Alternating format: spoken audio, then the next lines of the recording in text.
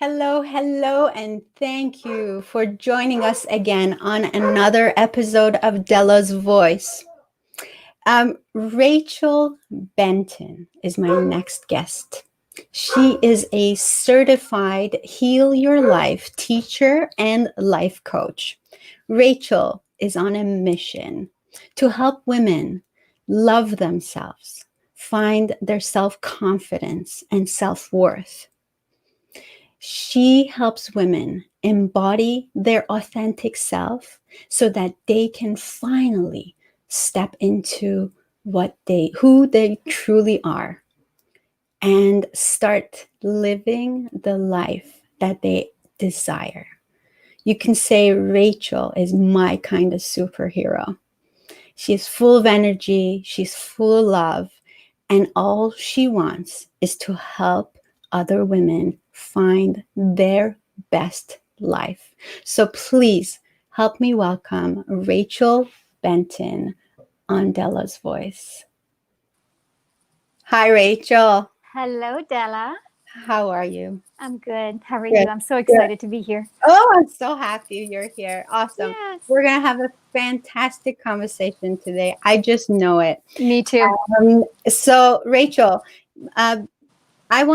I want to just say this before we start that our introduction, when something like this, I teach based on the philosophy of Louise Hay. I'm saying, you got me on Louise. So, for everyone who don't know Louise, you are in for a treat of a lifetime.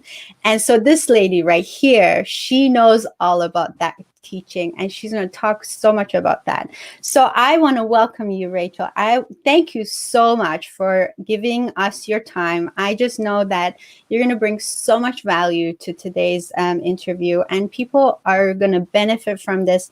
I want to encourage everybody who's watching this show right now to please share this with the people you love. You know, those women that you know can benefit from this information. You just never know whose life you're going to touch today. So with that, let's just jump into this. I want to thank you, and I want to thank everybody who's watching, go ahead and press that like button right now so that people know what kind of a woman Rachel is. And go ahead and press that share button so other people can watch. So go ahead, Rachel. Tell us a little bit about yourself. Give me a little synopsis of who Rachel is, where she comes from. How'd you end up here? Oh, that's such a big question. A Right? little synopsis. Do keep in mind we only have an hour. Right? So I have such a calling on my heart for this work to help women to find their truth, to help women to find their passion and to love themselves so much. And the reason I had such a passion is because I decided that I didn't want to deal with pain when I was a child. I didn't want to deal with the world. So I put myself in a box when I was a young child, and I decided that it was easier for me to deal with not dealing. So I just pushed everything down. And in that box, I became best friends with my fears, and I became best friends with the stories, the negative stories that kept going on over and over and over in my mind. And that's how I lived most of my life, is by putting on masks. I became this chameleon where I became who everybody else wanted me to become. So when I was with one person, I was who they wanted me to be. And when I was with somebody else, I became who they wanted me to be. And in this entire life of mine, I realized that I lost completely. I lost myself completely. I didn't know who I was. And it's not till I was in my mid-20s that I realized that I didn't have a voice. I didn't have an opinion. I was walking in everybody else's footsteps but my own. And I wanted my own footsteps. I wanted to make a mark in this world. And so at that point in my life, I left my relationship, I left my job, I moved, and I started over. But the thing is, with these these stories and these negative thoughts that one has, that I had when I was in this new life of mine. I just kept being pulled back into the fear, pulled back into the old ways, because that's what was rooted so deeply into my heart, that was rooted so deeply inside of myself.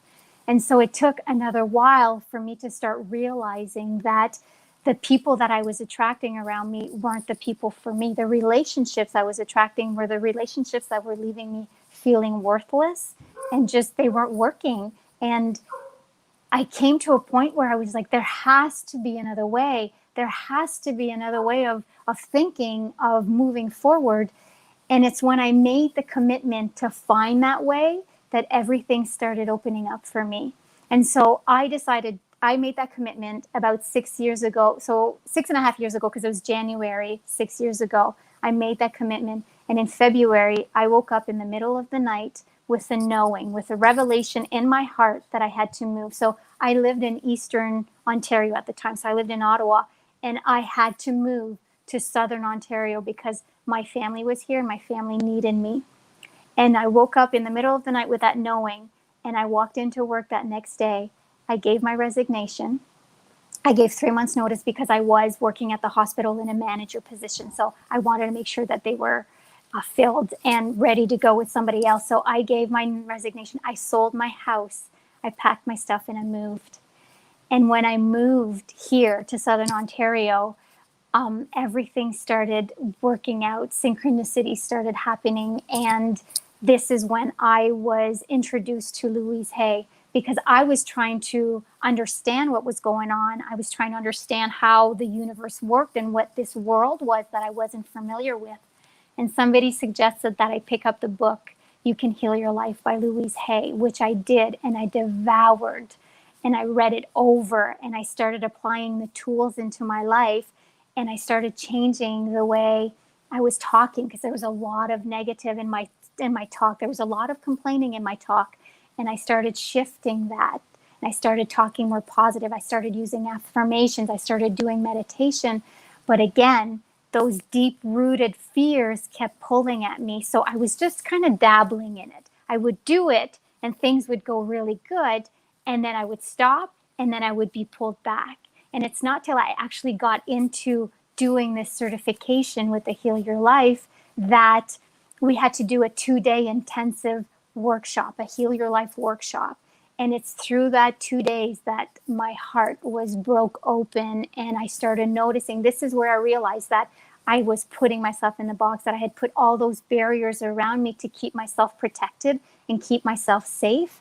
But it was also there that I realized that I needed to open up, and I needed to let all of the trauma from my childhood, all of that pain come up, so that I could be with it, I can understand it, and I can heal it. And it's when I started doing that things even got bigger, and I started understanding even more. But I started using more of Louise's tools, like her mirror work, inner child work, which is one of my favorite, and we could talk more about that later if you want. But I started using more of this, and this is how I was able to teach it, because I was using it myself, and I was able to share it with others, teach others how to do it, so that they can pull themselves out of the trenches, pull themselves out of that negativity and into a more positive, more productive, and more passionate life, and create what it is that they want.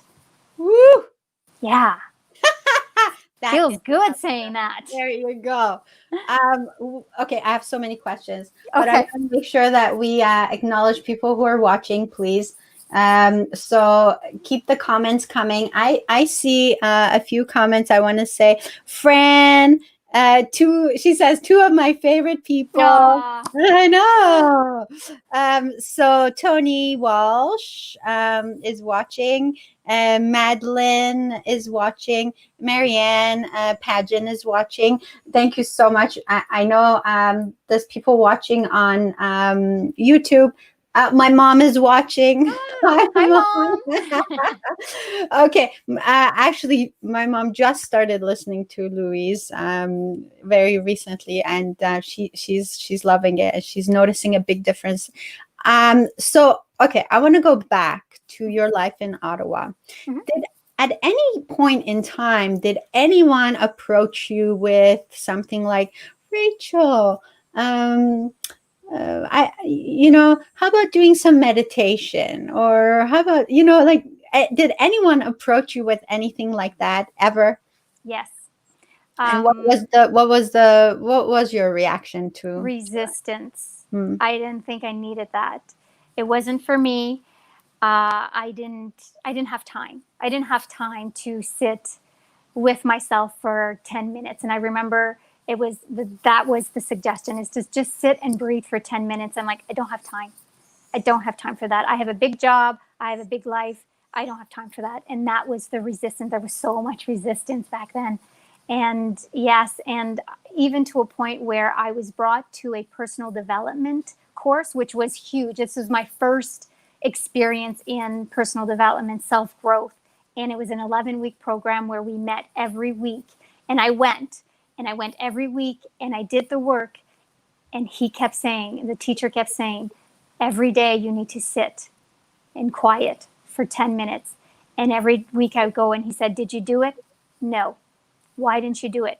Because I don't have time. And that I just did that. And it's not till 6 years ago that I actually started this whole meditation process. Isn't that funny how that Yeah. works? And I'm sure today you meet people who are just as resistant as you were back then, and you understand, right? You understand where they come from. So this is a big deal. So what do you do when you encounter people who are so resisting to change? One, I give them space. Mm-hmm. Compassion, because I understand, like you said, exactly where they're coming from. But I also ask them to try. Just give it a try. If what you're doing in your life right now isn't working, try something else. Mm-hmm. And it doesn't have to be much. It could be, like I said, just a way of talking, just changing a word in your sentence, or to just write out a goal or a desire that you want and start feeling the feelings around it. Just try it. But I hold space for them, because most of the time if people come to me, they're ready for some sort of change, and I meet them where they need me to meet them. Yes. And that's the truth. No one will change their lives unless they're ready to do it themselves, right? Right. And so often we have loved ones who, beloved friends or family that we could swear could benefit from, like, just 10 minutes of meditation would do you so good. Or like, listen to this podcast, it will be so beneficial to you. But the truth is, you can't force anyone. No, you're right. You're so right. And being in the position that I am, I see it. I could see how these things would benefit people. But you're right. They can't. They won't use it. They won't do it unless they're ready. Mm-hmm. So let's say someone's watching this show right now, and they're thinking, meditation, what could that do me? Meditation. So let me talk about my experience with meditation. And the reason I started meditation is because I have a monkey brain, and their thoughts always going, always going, to the point where sometimes you don't even know if you're coming or going. And I needed some peace. I needed a bit of quiet. And so I only started with 2 minutes, and I sat with a timer on my phone for 2 minutes, breathing. And every time my thoughts would go away or would just go rambling, I'd bring them back to my breathing, and I'd be like, it's okay, just come back. And I would do that. And then I would go up to 3 minutes to 4 minutes. And what happened is that I got more grounded. So the thoughts still come, even till this day, after all of this time. I could be sitting in meditation and my mind wanders, and it's normal because that's what our minds do. But it's so much easier for me now to be able to notice it and bring it back. But it grounded me, and I started seeing it, how I reacted to situation. And I'll give you an example: road rage. Oh, right. So road rage. I don't know what that means. There's none of that going around. Right. Nobody knows what that means. No. Nobody can relate to road rage. Right? No. I had a lot of road rage. And when I started meditating, I started noticing that the road rage stopped, and the road started opening up for me. And I was like, wow, this is amazing. I got to try this again. So when I met my husband, he wasn't into this world. He didn't understand what I was talking about. Mm-hmm. And so when he started meditating and doing his thing, road rage was the way that he noticed that it was working. And he came home one day and he was like, wow, Rach, this happened to me. And I was like, yeah. So it's just the way you react to situations. It's what you attract. It's how you connect to yourself to be able to just be in the moment. Oh my gosh, this is so powerful. It's so simple and it's Right. free. Like, right? And but again, if you're not ready, you're not going to try it. But once you try it, folks, I tell you, it will change your life. It changed mine, as a matter of fact. I want to say hi to Tammy and Ahmed. Okay, there's someone watching from Iran right now, Rachel, across the world, and Hello. isn't that crazy? I love technology for this. And so don't forget to give us a like, please. All right, so let's say someone doesn't know Louise. Mm-hmm. Okay. And so you want to introduce them to Louise's teachings. Where would you start? One, I would explain to them who Louise Hay is. And Yeah. let me tell you who Louise Hay is. So Louise Hay is this beautiful soul. She passed 3 years at the end of August. It'll be 3 years that she passed. But she left behind this beautiful legacy. She is the founder of Hay House. And Hay House, a lot of people have heard of Hay House because they are the biggest self-help publishing house in the world. They publish books from Wayne Dyer, from Gabrielle Bernstein, Matt Kahn. So they publish all of these amazing books. So she's the founder of that. But Louise Hay is this. So she is best known for her book, You Can Heal Your Life. It sold millions and millions and millions of copies, still selling them today. But she was this beautiful soul who she was such a bright light and always positive. She is the one that brought mirror work into this world. She is the one that put light on affirmations, opened up inner child work. And so if somebody was to approach me, it'd be pick up the book, You Can Heal Your Life, and start there. You want to read that book. It will help you. It's a good foundation to start using some of the tools that she has to then be able to dig deeper with someone like me who has the training to help you, or to take a workshop from Heal Your Life. I love that book. So Rachel, if we could maybe touch on a couple of things from the teachings that you have learned and you help people with all the time, what would those be? And could you do a little teaching here on Dela's Voice for the audience? And before you start, I want to say hi to Sarah as well. Yes, please. Tell us if you're watching this show right now. Give us a comment. If you have any questions, put them down in the comment section, and we'll get our expert to answer them for you. This is a good chance. So okay, go ahead. What would it be? Okay, so I'm going to go through a few of the philosophies that she believed in, that I believe in, and give you a bit more on that and do a little teaching. So her biggest philosophy that people know best is change your thoughts, change your life. Okay, and what that means is go in and notice the thoughts. So we have between 60,000 to 90,000 thoughts a day. 80% of these are in our subconscious, so we don't even know that they're there, and they're negative. Okay, it's to start being aware of the thoughts that are reoccurring over and over and over in your mind, because most of them are negative. And when you start noticing how you're thinking, and you're thinking in a negative way, and if you just start changing those into more positive thoughts, like to give you an example, I don't have enough time. Right? This is something that a lot of people can relate, is I don't have enough time to do this. I don't have enough time. It's to change that thinking to, I have plenty of time to do the things that I want to do. Mm-hmm. Right? It's just to change a bit of that thinking to make it more positive. And when you do that, you notice that your priorities change and your perspective changes as well. This is so simple. And so when you say between 60,000 to 90,000 thoughts a day and 80% of them are negative and they happen just automatically, right? Yes. And most of them are the same thoughts. Over and over. Right? Isn't that crazy? It is. And so I do remember myself in that space when I would sit and these negative thoughts would come, and thoughts of worry about the future that hasn't happened yet, and the stress of the past, because I'm I did something wrong, or someone said something to me, or someone did something to me, and so we don't realize it because it's like they're automatic. So, and we don't even think about the effect they have on us, on our lives, on our bodies, on our actions, on our on the people around us.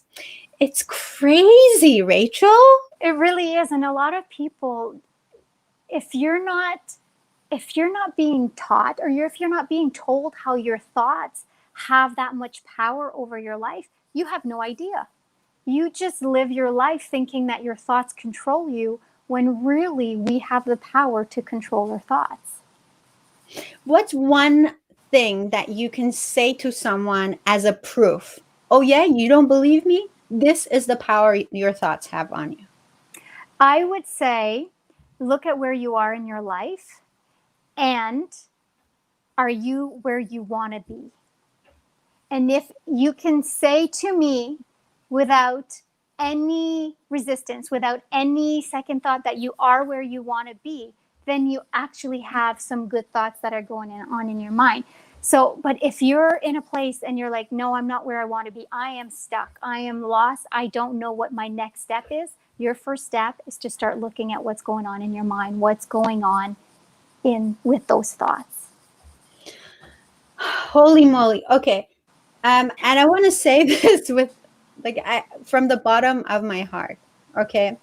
The purpose of my show, Dela's Voice, is to bring wellness and recovery through which people can find hope, because I was in a hopeless place myself not too long ago.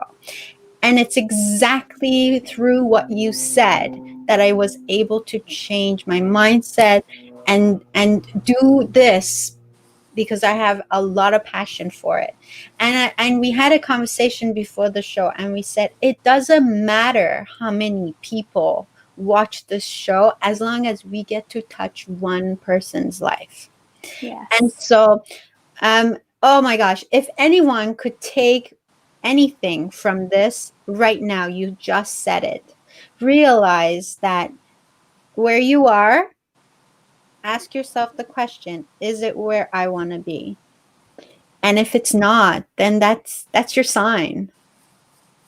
Right? That's your sign. It's your sign. And you know what? It brings me to the second point of philosophy. It's the point of power is always in the present moment.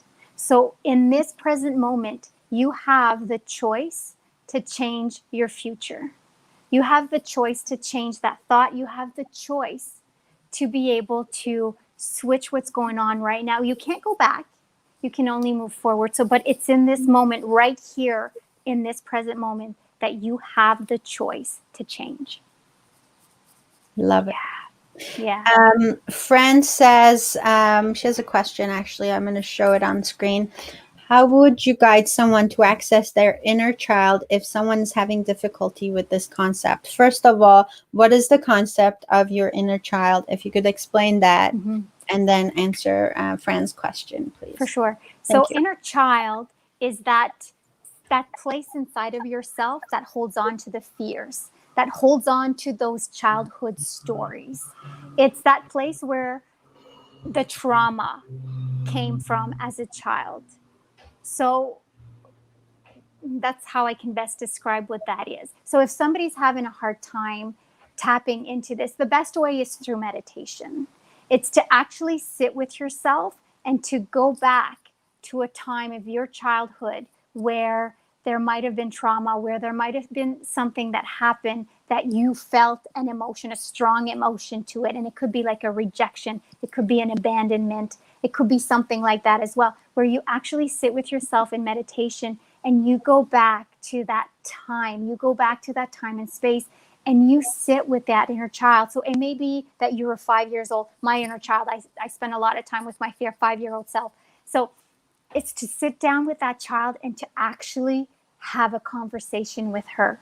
It's to ask what it is that she needs. What it is that is she trying to tell you? What is it that she is so afraid of? Because when fear comes up into your life, it comes from that space. So if you can understand what that fear is, you can actually start healing that place so that it doesn't keep coming up. And so when you're talking with your inner child, you're having a conversation, you're developing a relationship with that child, she will trust you. She will be more prone to open up to you and to tell you what's going on, because right now the actions that you're taking is scaring her, right? So you need to develop that relationship with her, and it's through meditation that you do it. You sit, you feel her, you talk to her, you listen. And that's very important. You listen to what she has to say. So I've done some work with my inner child. I can see how this idea of talking to your 5-year-old self would be kind of foo-foo to a lot of people. They'll be like, what are you talking about, right? So why do we want to do that? Because, like I said, this is where your fear resides. So everything that you are fearful in your life, a lot of the things that have happened in your childhood, this is where is ingrained and put in your subconscious mind. Okay, because your subconscious mind is developed between your birth and about 6 to 7 years old. So anything that's happened in that time is what is in your subconscious mind. So all the beliefs that you picked up, all of the thoughts, all of the fears, all of the trauma that you picked up at that time is within you. It's in your subconscious mind, and you bring this forward in your adult life. Mm-hmm. And so when you're being triggered, when you get upset, when somebody says something to you, it's that child that's responding. You're not actually responding with your adult emotion. You're actually responding going back to that 5 to that 6-year-old self when they're triggering something that has happened, an emotion that is so stuck. And that inner child is there to protect you. And that's exactly what it's doing. It doesn't want you to go through the same thing that you went through when you were a child. And by actually sitting with her, because, well, she's trying, when I say she, because I'm talking about myself, but while she's trying to protect me, she's also stopping me from growing. Mm-hmm. And so by me developing a relationship with that part of myself, with me listening, with me loving on her, I'm making her comfortable. I'm making her trust me, whereas when I want to take the next step outside of my comfort zone, I will not be met with resistance as much as I was. Does that make sense? It makes sense. So all right, to simplify this, if you don't deal with this issue, then you'll always be fearful of the same fears that you had as a 5-year-old. Right. Or the same self-limiting beliefs. Or the, I don't know, maybe you were bullied as a 5-year-old. Someone said something mean to you. If you don't deal with it, you will always live with that, right, as being the truth. If you don't, is that clear? That is correct. It's clear to me. Is it clear to everybody else watching? I hope so. So Fran says, thank you. Very clear explanation and tips. Love it. Thank you, Fran. Okay, so let's see if I come to you. Mm-hmm. And I say, I need help. I'm stuck. There's an area of my life where I definitely know that I want help with. that Okay. this is not where I want to be. Let's say, I don't know. Let's say okay. Let's just say, for the sake of the argument, okay, I want to lose. I want to lose 50 pounds, and I just can't. Okay. My body does not allow me to lose 50 pounds, and I'm miserable because I don't love myself, because I need to lose 50 pounds unless, in order for me to feel better. So where do we start? We This is like start, a coaching session. it is, it's fun.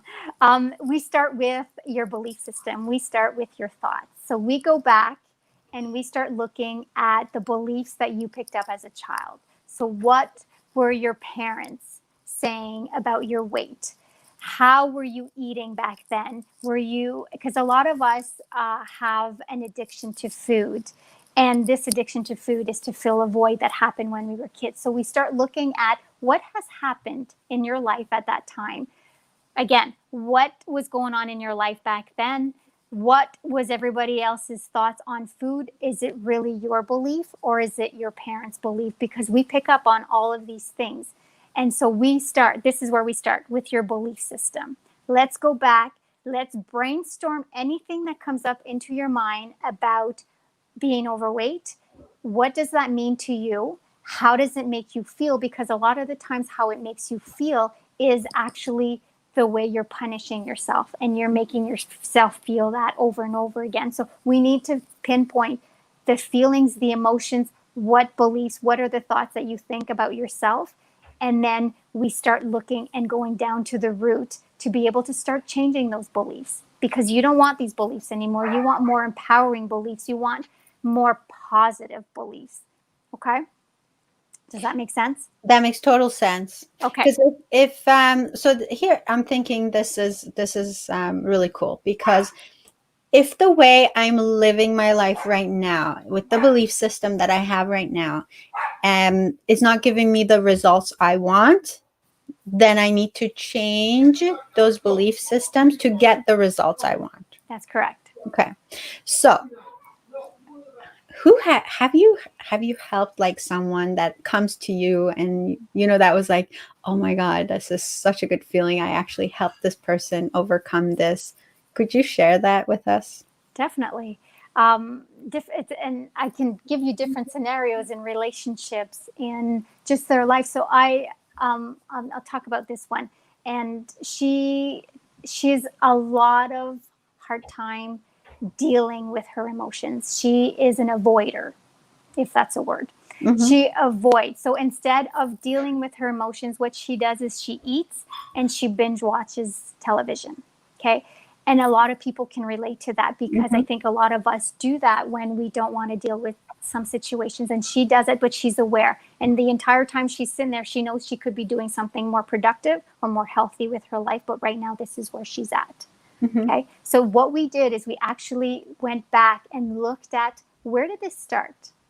When did you start using food as an avoidance, and when did you start binge watching television? And so we went back and we started looking at her life back then, and to see what happened and what kind of trauma might have been going on in her life.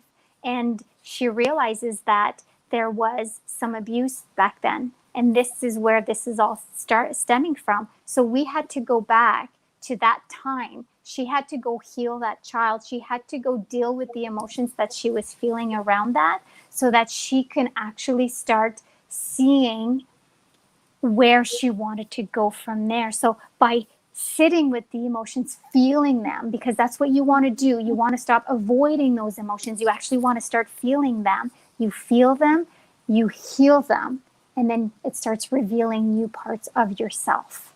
Okay, so we actually did that. And then she started incorporating a more healthy diet into her lifestyle. But once you make the commitment, to yourself, you make the commitment that you're going to go back and you're going to start to do the work.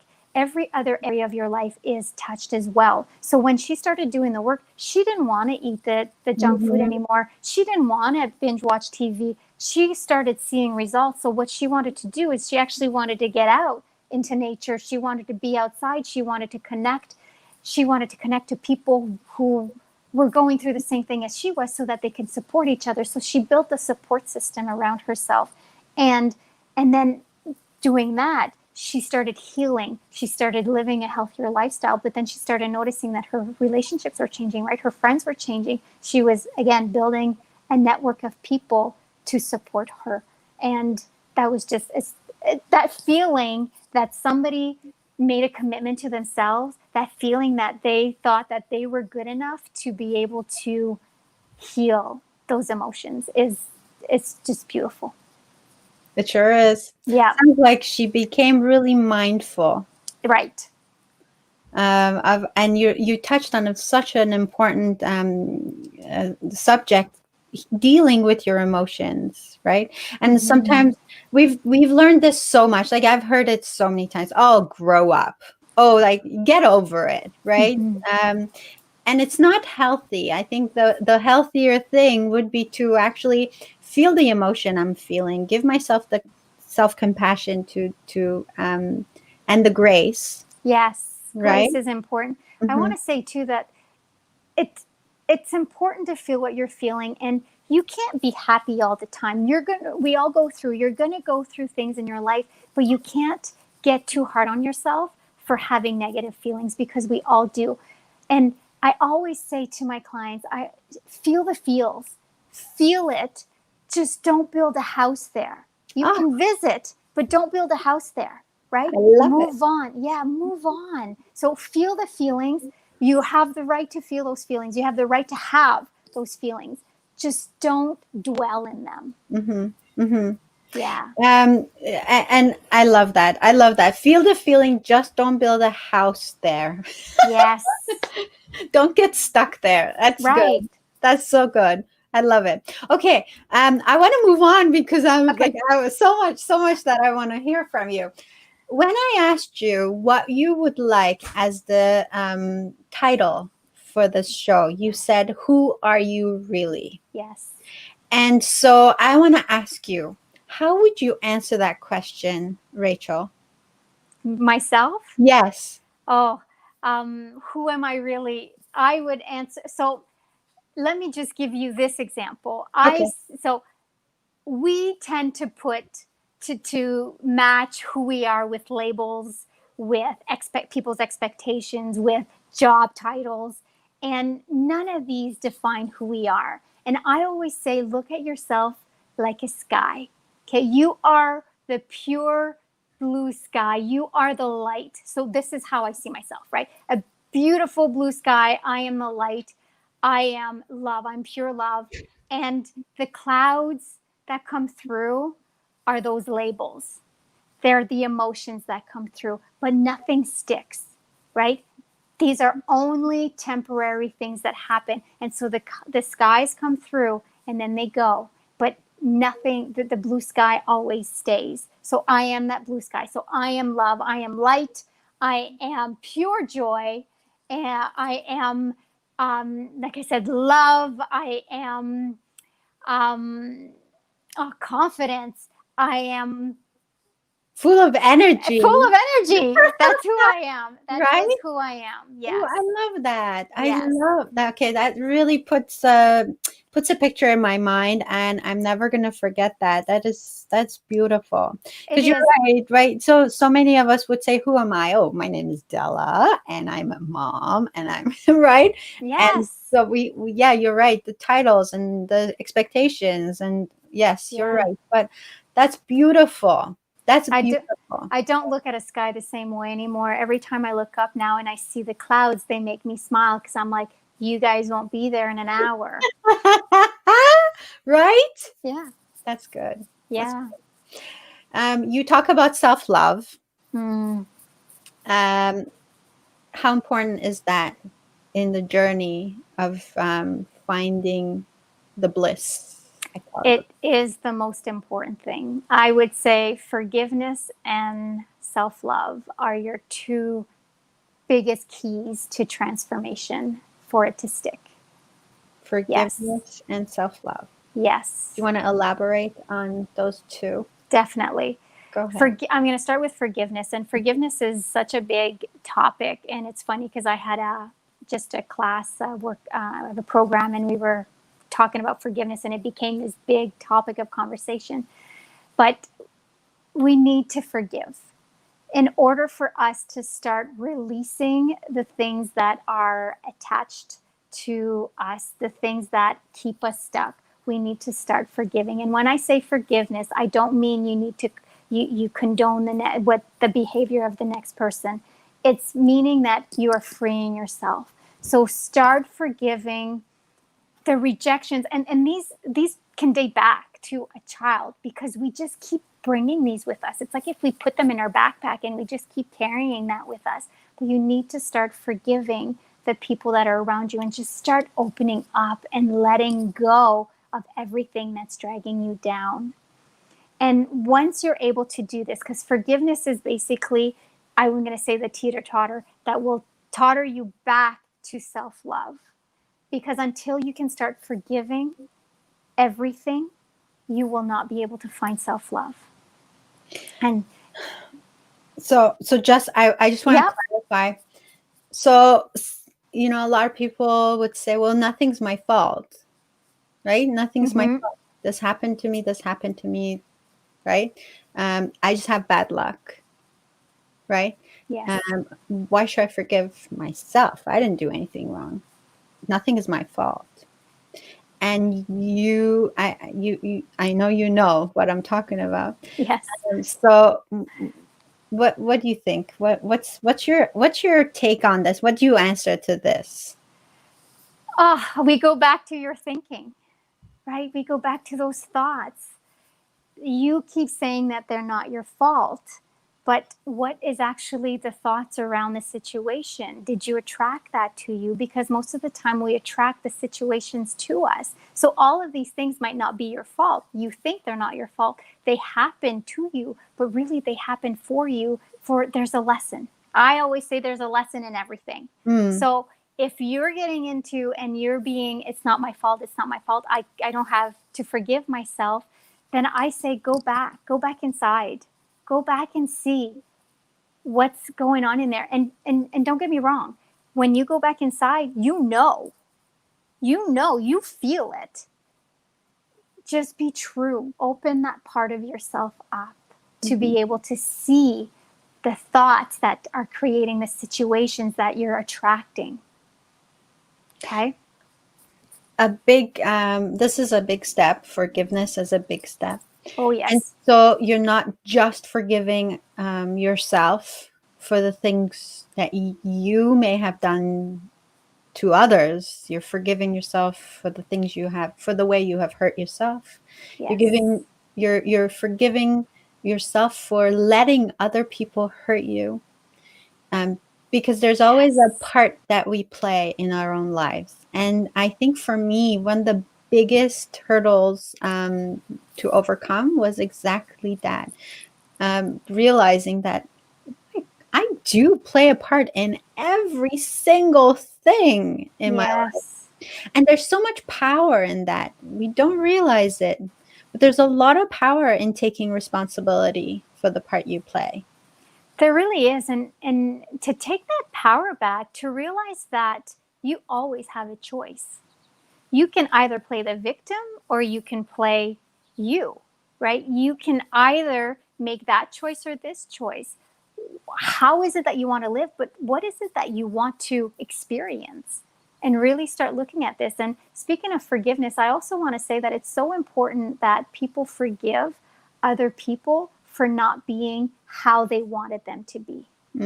Because we often put expectations on other people and we get upset because they're not who we want them to be. But it's to be able to forgive yourself for wanting them to be, for an expectation, but it's to forgive others for them not being who you want them to be. That's so good. A heart that's free of blame, so freeing. Yes. Right? So freeing. So how does that play a part in self-love?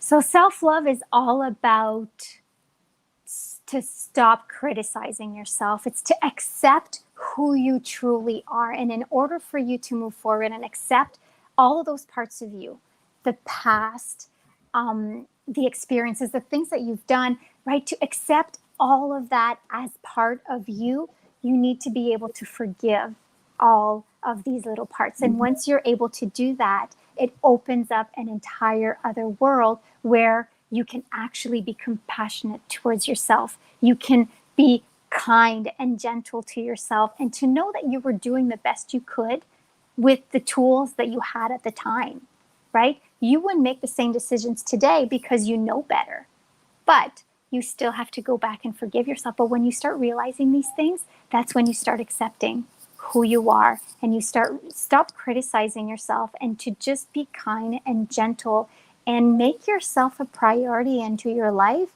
because you are important, right? We're all important. We're all amazing beings, but we just have to get there. We have to do the work to be able to get to that self-love where we truly accept who we are. I love that. So how does one person, what's a sign that someone is lacking self-love, that they can use some improvement in self-love? The first sign is that they're hard on themselves. They criticize themselves. So if they do something wrong, instead of realizing that they did something wrong, okay, this is what I can do. It's when they start getting hard on themselves and start judging and saying things that I don't want to start saying on camera because it's just so negative, but that they just really start being down on themselves. That's one way. Could you give us a couple, just so, if someone's listening to this, like, they're like, oh, I say that. Okay. Oh, I'm so stupid for doing that. Or, why would you even do that? Right? You just bring yourself down. And just me saying that, you felt the energy drop. Yeah. Right? And it's to feel that heaviness inside of yourself, right? So Oh my gosh, that's one of the Rachel, ways. we say those things a lot. We do. We do. Especially us women, I think I think in general, but we have a lot of expectations of ourselves. We I do. think that, and we grew up as caregivers, and there's a lot of perfectionism, right? There's a lot of people pleasing. There's a lot to deal with before we can achieve that self-love. I agree. It's work. It's a lot of work. It's painful work, right? But it's worse staying stagnant than it is to go through that painful work. Yeah. Because if you think you've been doing it the right way, how's that working out for you? Yeah. Right. The simple, where are you? Brutal truth. Yeah. Yes. Where are you? I so agree with you there. So some of the signs that I feel like I truly personally I went through, and before I found out I was lacking self-love, was I could never be alone. I did not want to be alone by myself, and I always thought, oh, what? I'm just a social butterfly, right? That's how I excused myself.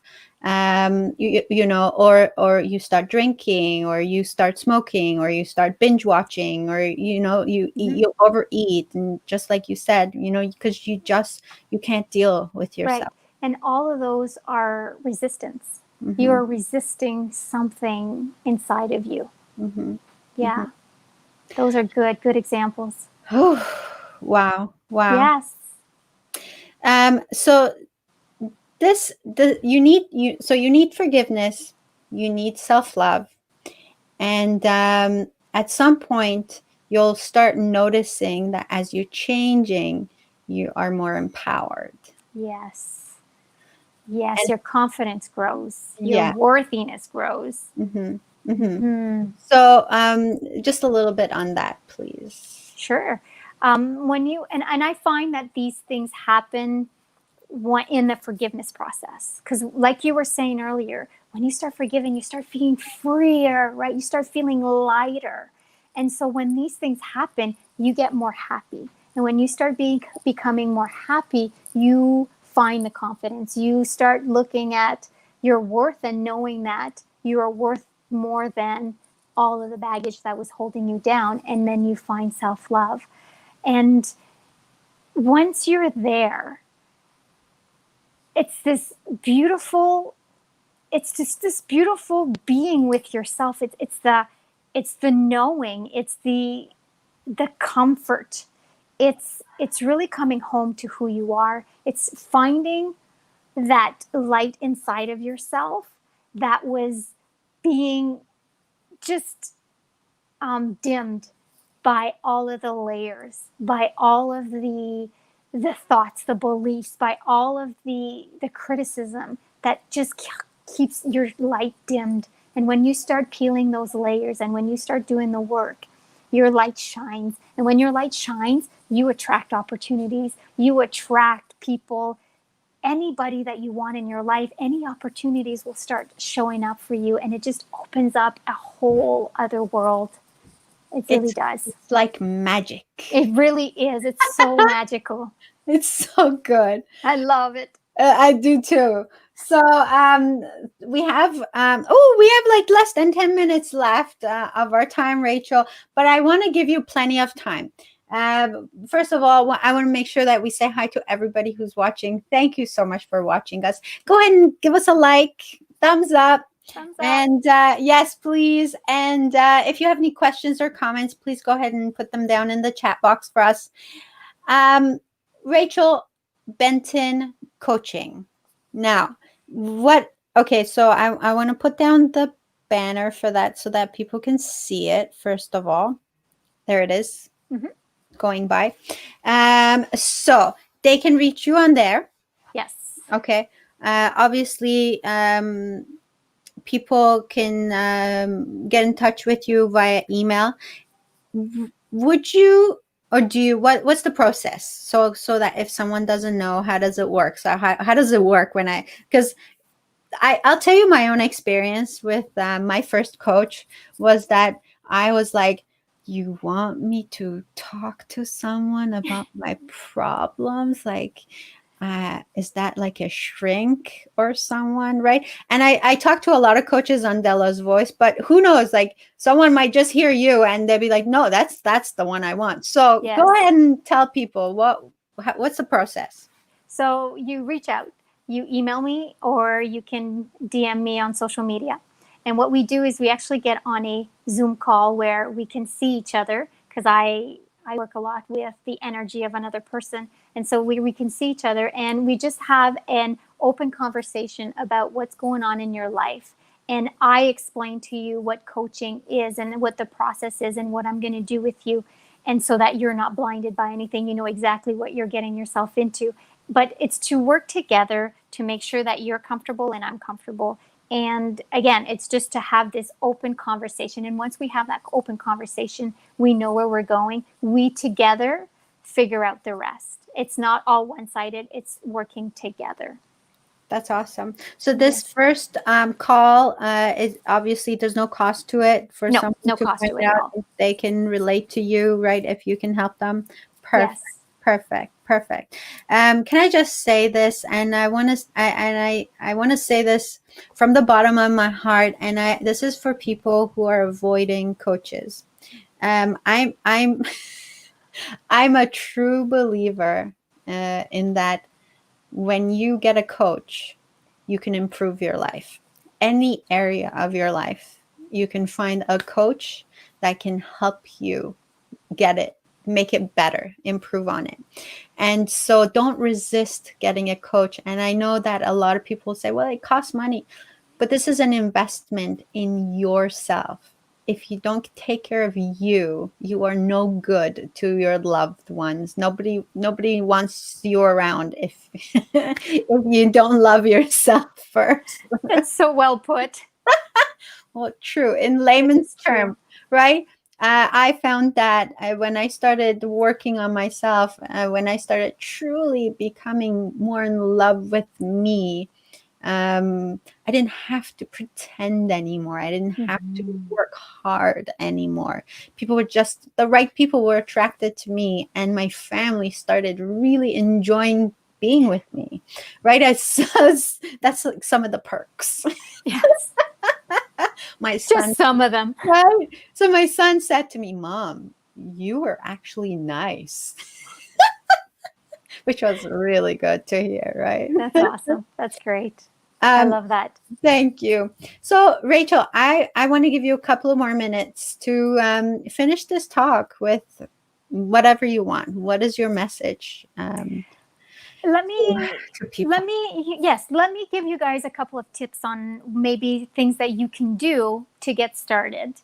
And like I was saying earlier, how to change your thoughts. And one way to do that is through affirmations. And affirmations are a big part of my work, but it's a big part of how to really stay in a positive state. And so when you're looking at your thoughts and you're noticing those negative thoughts, I want you guys to start changing them to a more positive. So you want to use words like I am or I am willing to, and really change that way, the way you think, but write them down and say them over and over and over again. And by saying them over and over again, they become second nature to you, and they actually get registered in your brain and will replace that negative self-talk, that negative thinking. So Can you give us an example of an affirmation? Yeah, something that you think, to your experience, a lot of people are resonating with.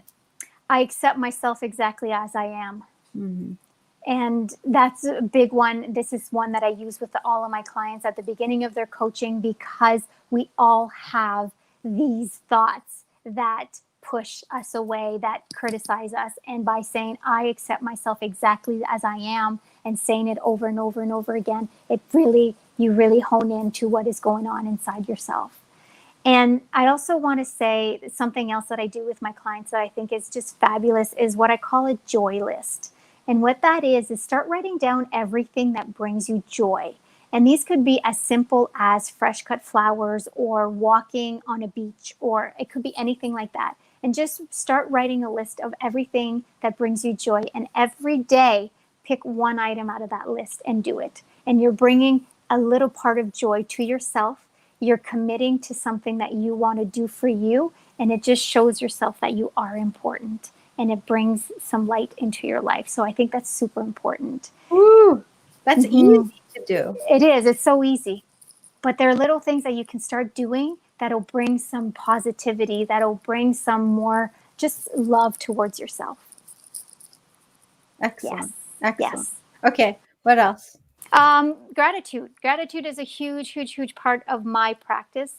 Of what I teach with my clients is to do a gratitude journal and to start really writing down 5 things every day that you're grateful for, and look at the things that you have around yourself. So right now I'm grateful for technology, because Dela and I get to connect like this while we might never been able to meet. True. Right? So you look at the little things that surround yourself and just be grateful for those. And for me in the morning, that first sip of tea, when the tea is really hot, I'm so grateful for that moment every day. So it's just the little things, right? And the more you're grateful for things, the more things that you'll be grateful for will actually come into your life.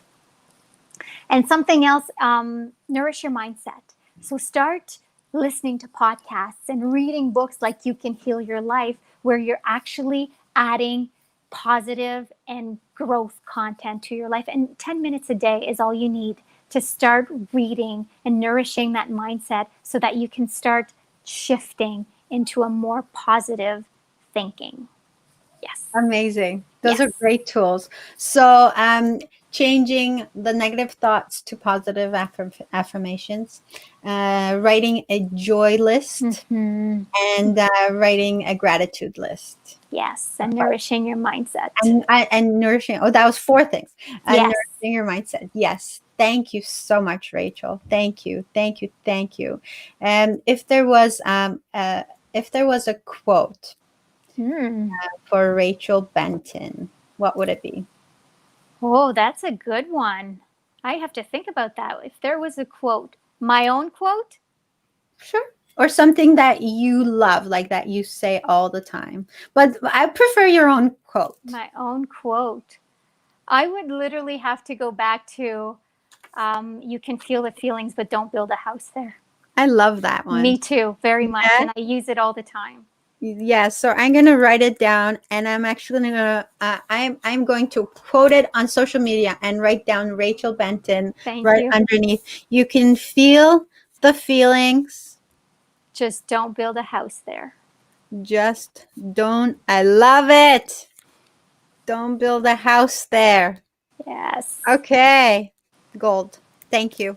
Thank you. Thank you. Thank you for this opportunity. And thank you, everybody, for watching. Right? I love that. I love that. Thank you, people who have joined us after I said hi.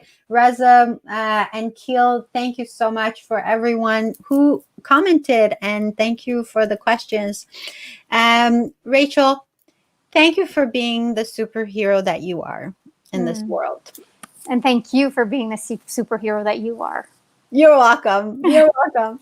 And I love this talk, and you taught me so much. You brought so much value and so much hope and so much inspiration.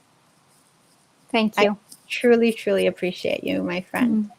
Thank you. And very nice to meet you. You as well. Thank you. And so this has been our podcast for today.